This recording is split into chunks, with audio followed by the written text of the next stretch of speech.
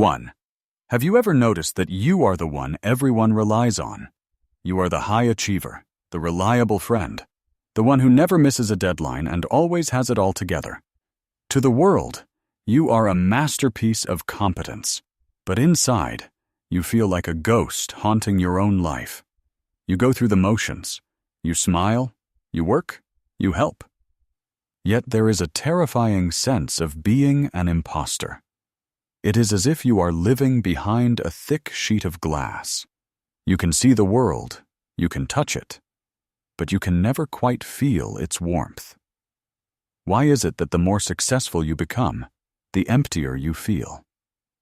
The truth is, you might be carrying a wound that has no name.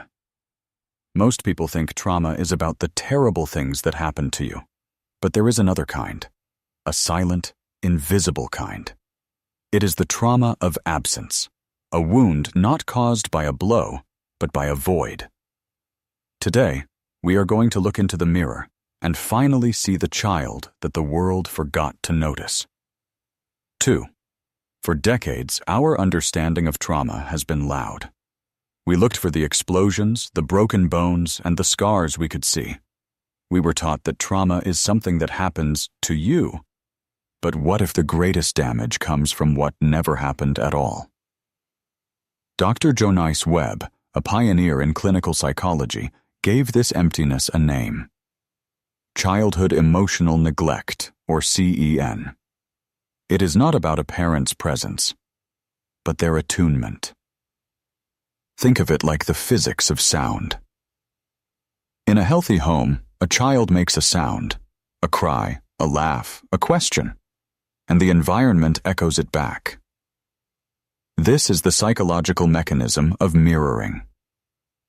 When a caregiver looks at a child and reflects their internal state back to them, they are acting as a mirror. By seeing yourself in your parents' eyes, you learn that your feelings exist. You learn that your needs are real.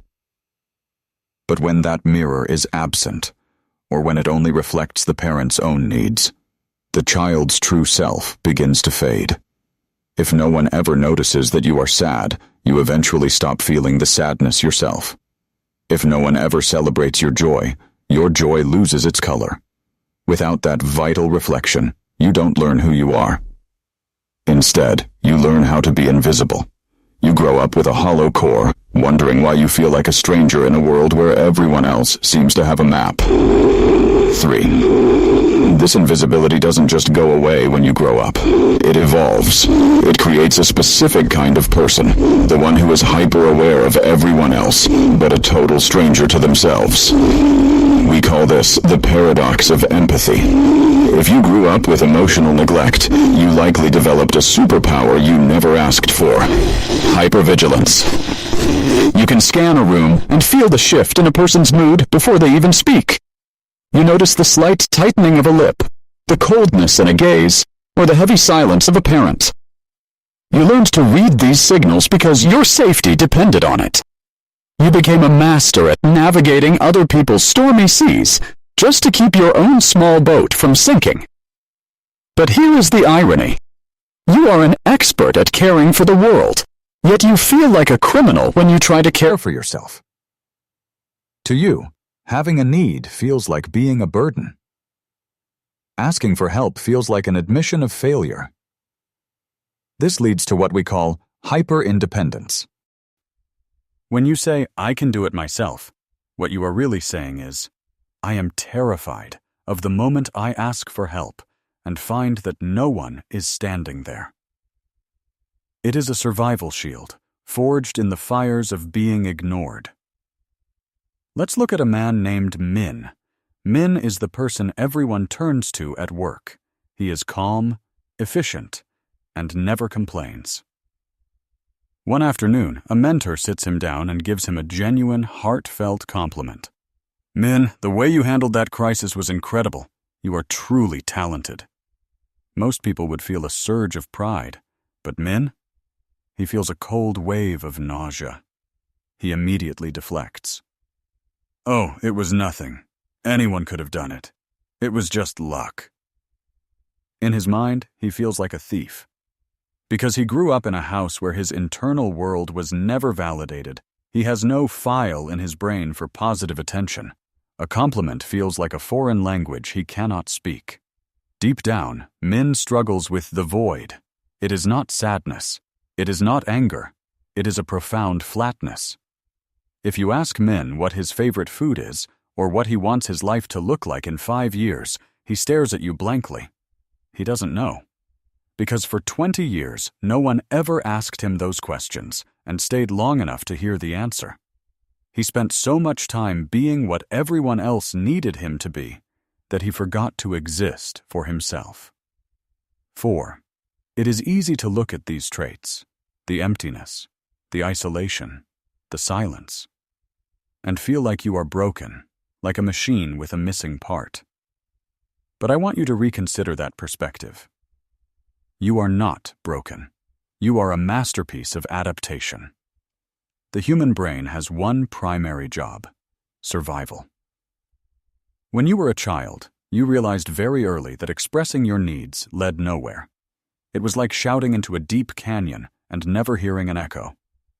Eventually, that silence becomes too painful for a child's heart to bear. So your brain made a brilliant executive decision. It cut the wires. This is the biological root of alexithymia, emotional blindness. It is not a defect. It is an armor. By numbing your ability to identify feelings, your brain protected you from the constant, crushing disappointment of not being seen. If you cannot feel the hunger for connection, you cannot starve. Image showing the connection between the prefrontal cortex and the amygdala. Science backs this up. Neurobiological research suggests that chronic emotional neglect actually reshapes the architecture of the brain.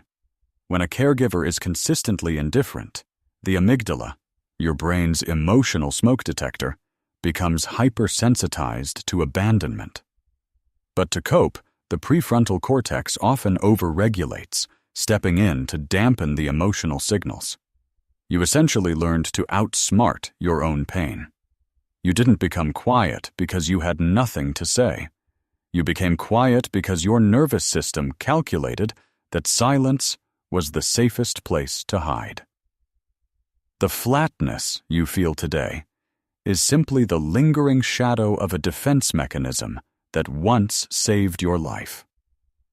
5. We often praise children for being mature for their age, or easy to raise. Society romanticizes the quiet ones, the ones who never demand attention or cause trouble. But we need to be honest.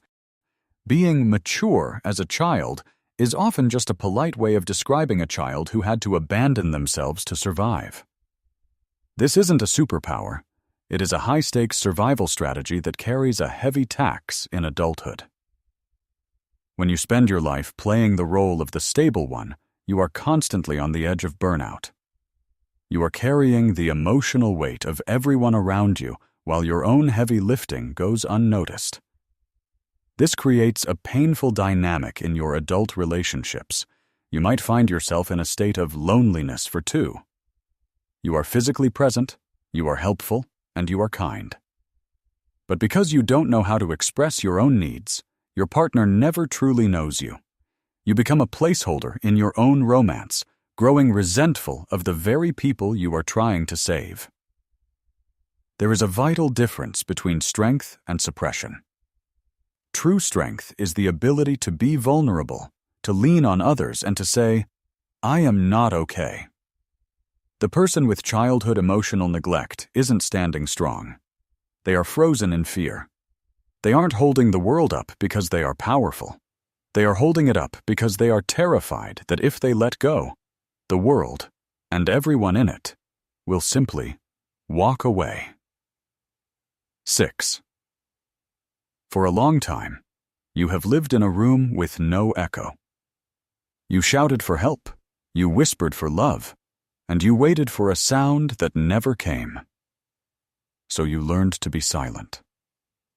But the room has changed. You are no longer that helpless child. And you no longer have to be your own ghost. It is time to become the person who finally responds. Healing doesn't require a massive emotional breakthrough or a dramatic confrontation. It starts with something much smaller. I want you to try a simple exercise called 30 seconds of presence. The next time a wave of discomfort or anger or even a strange, hollow sadness washes over you, do not run. Do not pick up your phone. Do not bury it in work. Just sit with it for 30 seconds. Look at that feeling and say, out loud, or in your heart, I see you. This feeling is real, and it matters because I matter. By doing this, you are building a new mirror. You are teaching your nervous system that it is finally safe to be felt. You spent your entire childhood being the one who understood everyone else's pain. But you don't have to be understanding with yourself anymore. You don't have to justify your needs or minimize your heart.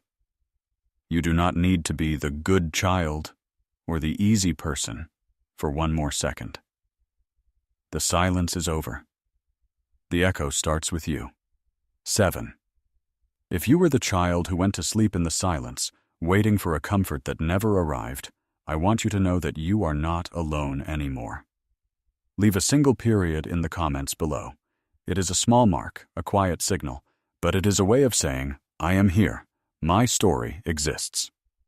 If this deep dive into the invisible wounds of the past resonated with you, please subscribe to our channel. By joining our community as a member, you help us continue to explore the hidden corners of the human heart. To go deeper into your inner world, watch our next video on the specific loneliness of the introvert. Thank you for listening to yourself today. I will see you in the next room.